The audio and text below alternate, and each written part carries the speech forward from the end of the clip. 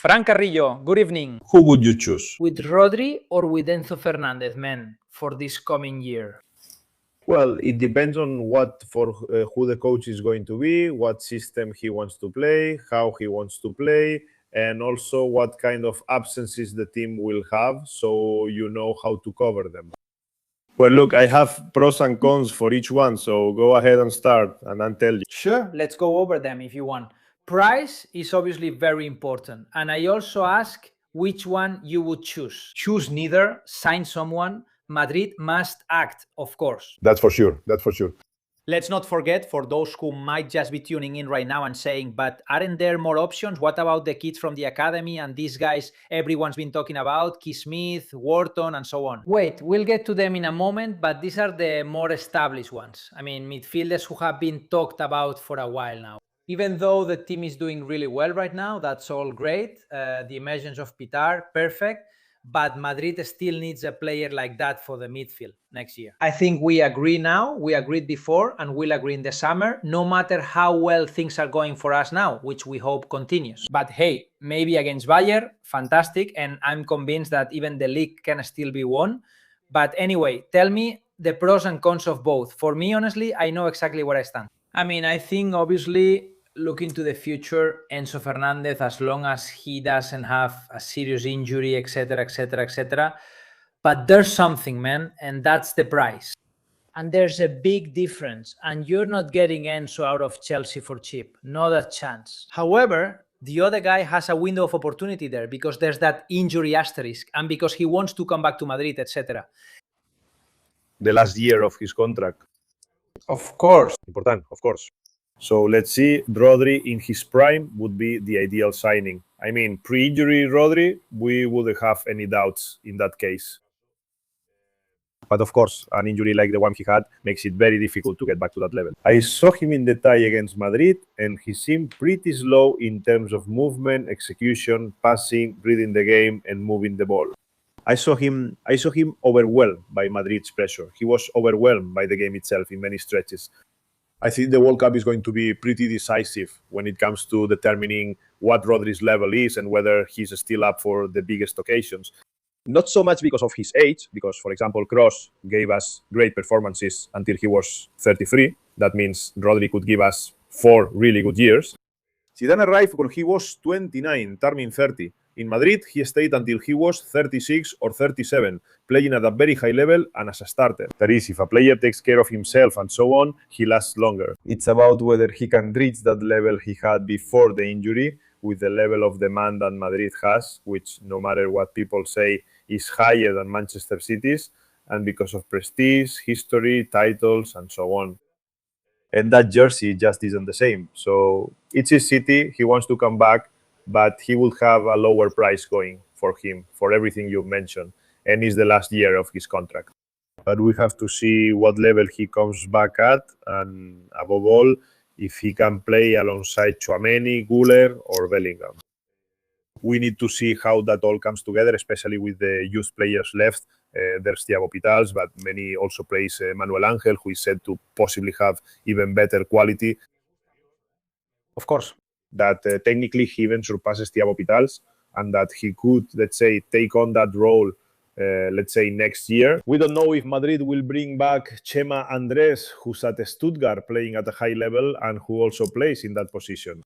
So there are a lot of questions. I'm someone who prefers to bet on the youth academy if it's working really well, although it's true that Madrid needs to sign someone there, but only if it's to improve.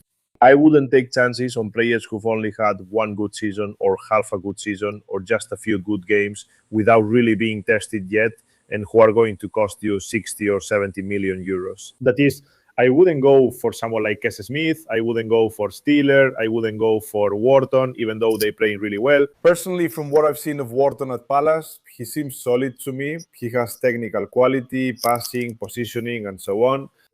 But you have to see him at another level, of course. If a big team signs him to see him at another level, then you can't get him anymore.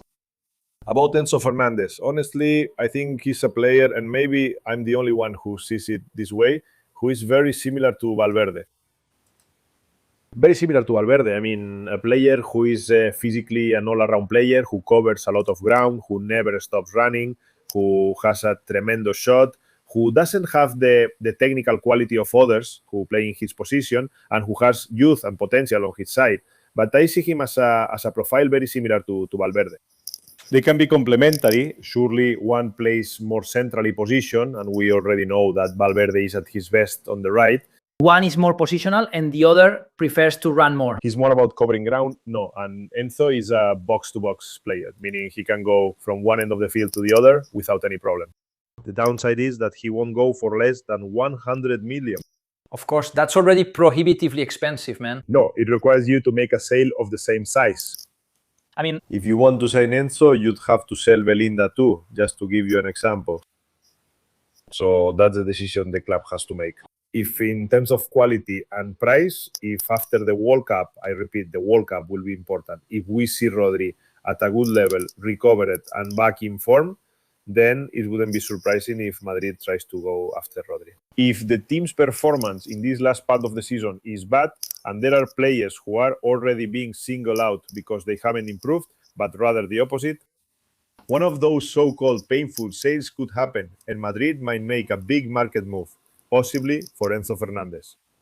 Do you think it's a problem that a lot of Madrid fans, I've noticed it in my videos when I've talked about Rodri, don't want him? I have to say, I always say the same thing. I don't hide, even if it's not good for my channel. I honestly don't care at all if he used a handkerchief at his Ballon d'Or party. I criticized that because I said, but where are you going? Where are you going? But I don't see it as a problem that would keep him from going to Madrid. Look, man, if he solves a problem for me in midfield, what else matters? I don't have to like the players. I want them to solve problems for me. And Madrid's midfield is a problem. But anyway, then there are people, and they're totally within the rights, who get really emotional about these things. Like, no, this guy can't wear the Madrid jersey. No, but I always use the same example, Miguel. In 1999, when you asked Madrid fans about the 3 most hated Barcelona players, one of them was Figo. It was Luis Enrique, Guardiola, and Figo. Yeah. So, and the following year, he was Real Madrid's star signing. And in the end, Figo was loved. At the Barcelona City Hall, Madrid fans, crybabies, hail the champions. And Courtois jumped up singing, "Jump, little kangaroo." No, jump, little kangaroo. And screw the Madrid fans. It's true. It's true. Courtois sang that after winning the Copa del Rey. And that's right. What I mean is, Madrid won it, not the Bernabeu. What I mean is, and now Courtois is an idol. I understand all that resentment, and besides, it's understandable because Rodri hasn't really given a nod to Madrid either. In fact, I'd almost say quite the opposite. But in the end, if that's what you need and so on, Madrid fans, unlike other fan bases, the Bernabeu usually comes around, usually forgives, usually, let's say, almost idolizes someone who comes from a direct rival and steps up the Madrid jersey and honors it and performs with that jersey. They usually idolize him, and he earns their affection very easily. So I will hold a grudge against him for that. I mean, in the end, this is still football, and in the end, well, Figo, look, he was the idol in Barcelona, and now he's practically more of a Madridista than the Bernabeu itself. Before moving on to the topic of the Youth Academy, because earlier you kind of touched on the topic of Chismith, Keith Smith and Wharton, you don't see them ready yet? So would you want one of the two we've already talked about? I mean, an established figure, a proven guy, rather than going for a younger player from the academy? You always have to rely on the Youth Academy, which we'll discuss now. For me, Peter, I mean, I'm really excited about that player because of the qualities he has. I always say it on my channel. I mean, finding his teammates and offering support to the player on the ball, how he moves without the ball, how efficient he is on the ball. Also, 1 or 2 touches, he turns really well. He turns really well and very quickly, but that's also something that I really like as well. From what little I've seen, and we've seen even less of him, Manuel Ángel, Palacios has excellent control. He handles them very well, that's right. So I think you have to count on them. But for example, would you sign one of these 2 youngsters as well if you also go into that market or not? I'll explain it to you. Many times you rely on the Youth Academy out of necessity. Injuries, lack of, let's say, financial resources. But, well, if Madrid had financial resources, the Quinta del Buitre might not have existed.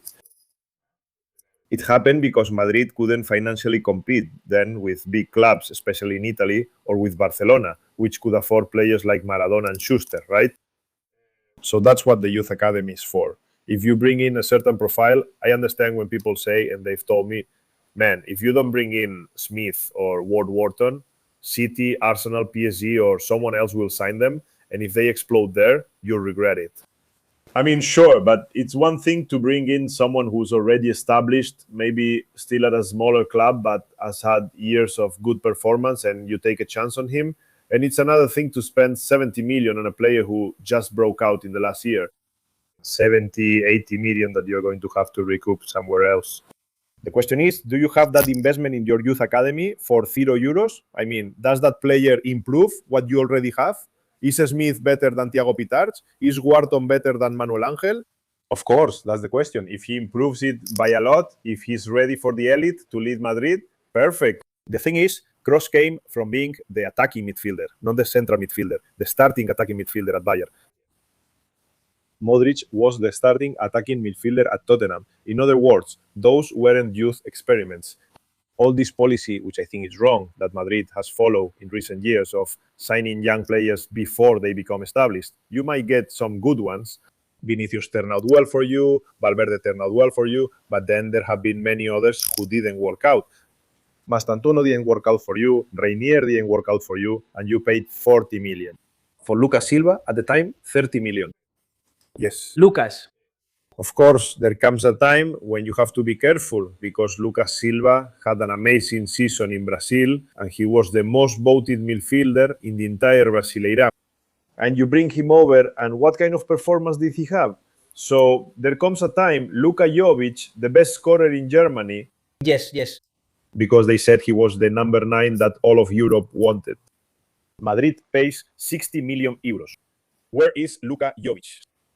What I mean is that a year in a mid-level team, at the time Eintracht Frankfurt with Jovic, or now Crystal Palace with Guardi, and so on, you can perform, you can stand out, but you have to test it in the big moments. If you lack the financial means to spend 70 million without worrying about the outcome, but the thing is, you loaned out Victor Muñoz, who's doing great at Osasuna, and you didn't sign Zubimendi for 60 million, and did you pay 60 or 70 for Mastantuono or not? He only has 4 minutes at the top level. He doesn't even have 3 seasons in the Argentine League. It's clear that some rash decisions have been made there. Look, this is Keith Smith at the Netherlands training camp. I'm going to lower the volume, though you probably can't hear it. This is at the Netherlands training camp, right? He made his debut recently. I think it was against Norway. These are moments from the match with this. Well, one of the things he did was this shot that went to the right of the Norwegian goalkeeper. And of course, making his debut, not yet settled in the national team, but then you have Andy Wharton, who is more or less settled with England. And in that sense, they are both young, but I think one of them, and also because of the importance of the team he's playing for, is true, is Crystal Palace, but it's a team that has achieved something in England and has won recently. And has won titles recently, yes. Of course, that's why. Well, they won the FA Cup last year. Right, I think they also won the Community Shield. This guy is well established both in his club and national team. Considering Wharton comes from the Premier League, it makes more sense. Yes. But of course, it's at least 70 million. That's what I was telling you before. So let me ask you a question, Miguel. Would you sign Frenkie de Jong now or 3 or 4 years ago? Would Frenkie de Jong fit in at Madrid? I like de Jong, although I think you like him too. Frenkie de Jong, who was signed from Arsenal for 80 million, was the top midfielder at the time. From Ajax. When Barca signed de Jong from Ajax, he was the midfielder all of Europe thought he was going to become. Yes. That's right. Yes, it's true. Okay. How many is it? 7 years since that signing? Is it going to be 7 years already? Wouldn't you have signed him for Madrid given the performance he's had? No. He's had good seasons, very bad seasons, but he hasn't broken through as a midfielder. I mean, he hasn't made it at Madrid. He hasn't broken through like Kroos either. No, he has decent, good seasons and all, but he hasn't become what I was saying. And they spent 80 million. I'm not saying that's going to happen with Smith, but it's a risk you take. In fact, they've wanted to get rid of and sell De Jong every summer, every year. It's a risk. Like with any investment, you take a risk. If it works out, perfect. If it doesn't work out, but for me, the investment seems like a good one, paying 24 million euros for Kroos or 30 million for Madrid. Why? Because they're proven or have that something. And it's not a lot of money. But paying 80 million for Wharton, which is what they're going to ask for, or 60 or 70 for Smith, which is what they're going to ask for, seems like a risk to me if he's not a lot better than Petark and Manuel Lanken. If he improves a lot, then yes. Yes, but if he doesn't improve much, it seems risky to me. Especially because you already have this kid, Thiago, because Manuel Angel looks fantastic. We'd have to see which of these guys might need a year or two out on loan. Maybe, of course. I don't think so with Peter. He's fit in here perfectly. But also, Nico Paz is coming back, who has a different profile. Victor Muñoz, who brings a completely different profile. And that's a whole other discussion because he's a winger, but still, next year, you could have a midfield with, if Camavinga stays, which we'll see, that gives for me. For me, I'd sell him.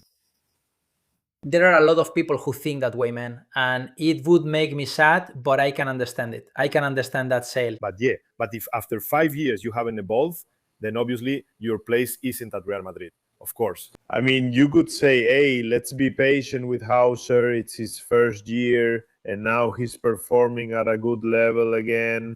You can give a player a second year. If they haven't performed well, do it to adaptation. You can give him a third year, but if after 5 years the player regresses instead of improving, it's time to sell. Sell him now while he still has value. He gets worse each year. Camavinga declines annually. Of course, compare him with Valverde, for example. Of course. Tchouaméni keeps improving each year. Exactly. So in the end, this is a place of pure meritocracy where, hey, how is Tchouaméni performing? Better and better. Valverde, better and better. Look. Why did Madrid, out of the three they had, Modric, Kroos and Casemiro, sell the youngest one? Casemiro was the first player they sold. Not the first one, but the only one they've sold, since the others haven't been sold. Well, they had already signed Tchouaméni and saw him as the right player. No, but they were planning to sell him. That summer, they were planning to sell him. No, it's not that they had already signed. No. He had already reached his peak. I mean, Casemiro was in decline. He wasn't doing badly. He wasn't at Camavinga's level now. But Casemiro, at 30 years old, the club understood that his best games were already behind him. And that was the time to get some money out of him. If on top of that, you had already signed or secured Tchouaméni for the summer or the following year, then it was the right moment.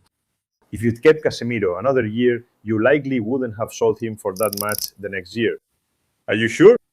You can do the same with Camavinga. Regarding the offer he had and what they thought Casemiro could have already achieved, they felt the answer was yes. And well, I think very few people argued about that, and time has proven them right. I mean, Casemiro later at United, well, he did fine. But I always use the same example with Militao. How many of us wouldn't have gotten rid of Militao in his first year? Of course, he even played as a right back and he was a disaster. A disaster. I mean, there's not a single Madrid fan who, after the 2019-20 season and the first months of 2021, wouldn't have said, please get rid of this flop they've given us called Militao. However, at the end of the 2021 season, he turned into a great player. He broke through because of injuries. In 21-22, he became undisputed, and today he's the best defender Madrid has when he's healthy. The best. Why? Because he needed his adaptation period, which is what I think some signings need. But after 5 years, if there's a regression, if you make a mistake selling and then Camavinga becomes the best defensive midfielder in the world, tough luck. But keeping him there to see if this year he finally breaks out, you have to sell him. If not, you can't invest. I mean, if you don't get income from selling and you had one, which was Rodrigo, and now you can't, the other option is Camavinga or a very painful sale. When I mention painful sales, two immediately come to mind for me. which are, and this is also going to cause debate on this channel.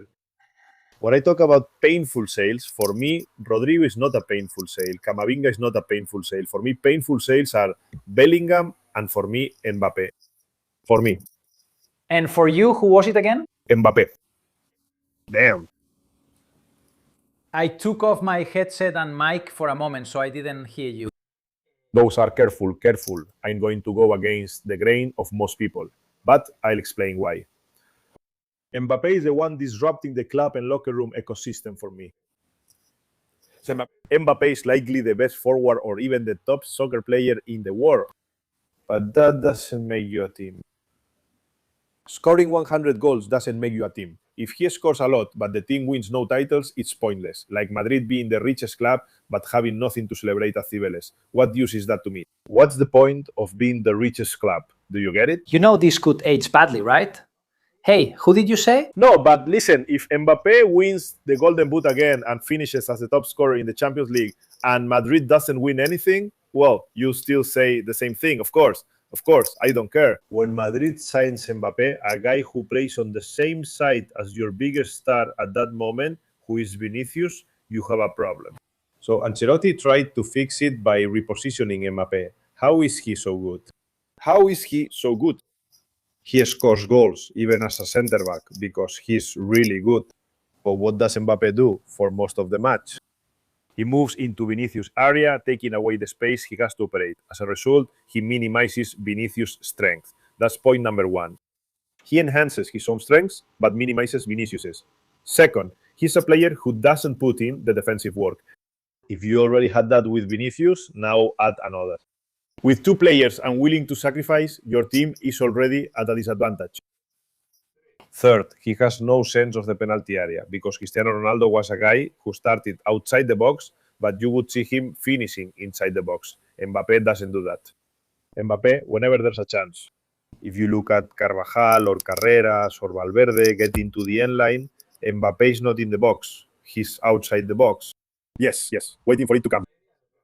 We've discussed this on the channel many times. Of course, which means that what happens is the center backs, since there's no one pulling inside, move outwards and there's no way to finish. I mean, he doesn't have center forward instincts. So he's a player who, with the ball, can unbalance defenses, and in open spaces, he's deadly because he can kill you. But as a team, Madrid is worse with Mbappé. It's worse, and it has disrupted a system that was working. Ancelotti had to do it. And that was a signing pushed through by the president. It wasn't a necessary signing for Madrid. It was a presidential signing. Madrid needed other positions, like a holding midfielder, but didn't address them. For example, a number 9. For me, in that position, I don't think Mbappé is one too many. What I need is that with Mbappé there has to be a coach who makes it clear to him that there are certain things he can't do, no matter how much of a star he is. Luis Enrique couldn't do it. And look, Luis Enrique... That's true. But I mean, I get what you're saying. I wouldn't go that far, but I get your point. Was the first one you mentioned Bellingham? The first painful sale would be Bellingham, yes. Let's see. A lot of people will buy that. I mean, no? But I'll probably end up alone, and the people who criticize me will be right. And those who leave comments will say, this guy is crazy. But for a very simple reason. If in the end you don't contribute what you have to contribute based on what you've cost, your performance, if you throw things off balance, if you take someone else's place, who outperforms you and deserves more playing time, but you only play because of your name? Sometimes you might be the source of the imbalance, right? The imbalance is you. One thing is someone who creates an imbalance in your favor, so they're a game changer. And another is someone who creates an imbalance against you, and so they're harmful. So not all imbalances are good. So Bellingham, in his first year, playing where he played, was a game changer. I've never doubted Bellingham's defensive work rate. I have Mbappe's, because Bellingham always puts in the effort. But in the position where he played, in the year he arrived, he made things easier. He made things a lot easier, because Rodrigo would drop back, Vinicius would move to the left, so he would arrive from deep and score. But now, where he plays, he doesn't get there the same way. So his defensive work rate alone isn't enough for him because he no longer makes the difference up front. So a player who costs 130 million has to make a difference up front. If not, that's it. But not this one. And this one doesn't fit with the point you've made about Camavinga. You wouldn't forgive this one after a season and a half of poor performance. No, what I mean is that if you want to sign Enzo Fernandez, who's going to cost you 120, well, of course, a similar sale, of course. What I'm saying is, if you're not going to sign anyone, if your signing is, look, Rodri, okay? I'm only going to sign Rodri. I have a verbal agreement with the agent and we'll negotiate with City. Since it's his last contract year, I won't pay a fortune. Leave the rest to me. And if you end up selling Camavinga, you offset the cost of one with the other, okay? You can give Peter more responsibility, promote Manuel Angel, or loan out Manuel Angel, whatever you prefer. The problem, you still have it up front. Well, up front, in the sense that if Hendrik comes back, if Hendrik doesn't come back, you still have the problem. I would loan out Gonzalo. For me, Gonzalo isn't even good enough as a backup striker. I was saying that about Gonzalo even back when he was scoring goals. Gonzalo needs more experience. I don't see him as a striker for Real Madrid. I would bring Hendrik back and give him a try. I'd bring Victor Muñoz back, loan out a few more, and give it a shot. If that's the policy Madrid wants to strengthen the defense and so on, I think it's fine. I mean, we also need to bring up the issue of the right back, which we will discuss later. But if the idea is another year without trophies, maybe more than one position needs to be changed. You can't afford 2 years without winning anything. No, of course. Given the current situation, of course. And to say, I'm just going to play this, nothing else. No. After 2 years without winning anything, you can't just change one piece. You have to play several, I agree. And that's essential for me. So you have to make a painful sale.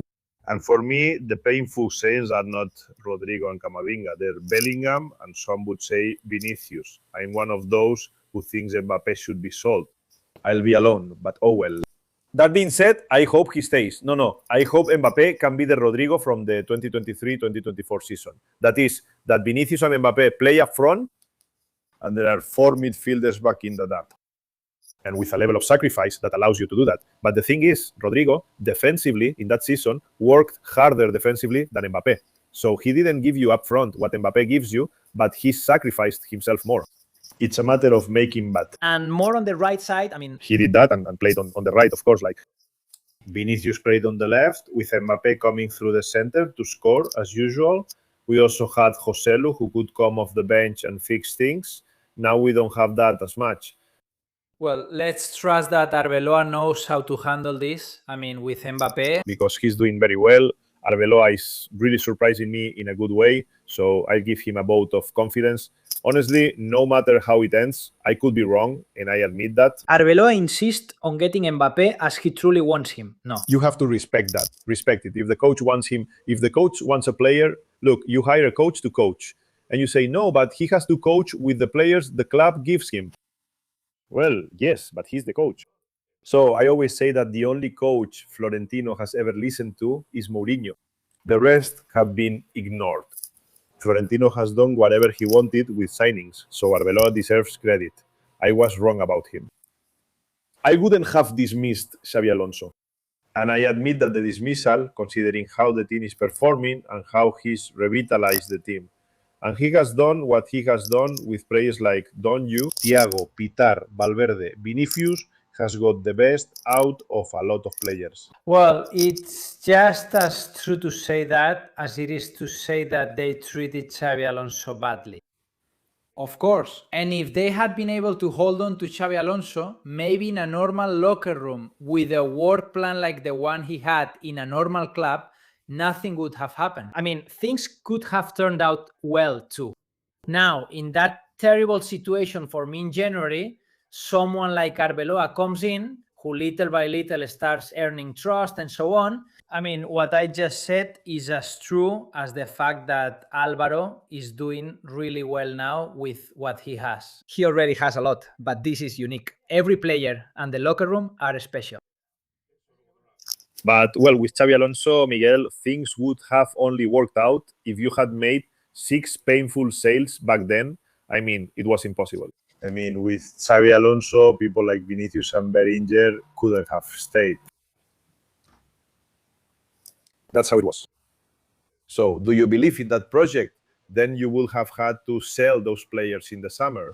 Thank you. Well, these players, look, now that I'm 47 years old, I think that 20 years ago, I wasn't as mature. I wasn't mature enough for many decisions in life, or to understand work groups, or to understand my boss, or things like that. I mean, I'm not saying that these guys would have matured in a few months, but it's clear that you also have to demand that the player go through a maturation process. In his profession, maybe this was the year to do it. I mean, to understand a certain type of coach. Now, I know it's difficult and it takes time and all that. If you mess up in a season, you can't change the players. You have to change. Madrid succeeds because they've always done well with coaches like Ancelotti and Del Bosque.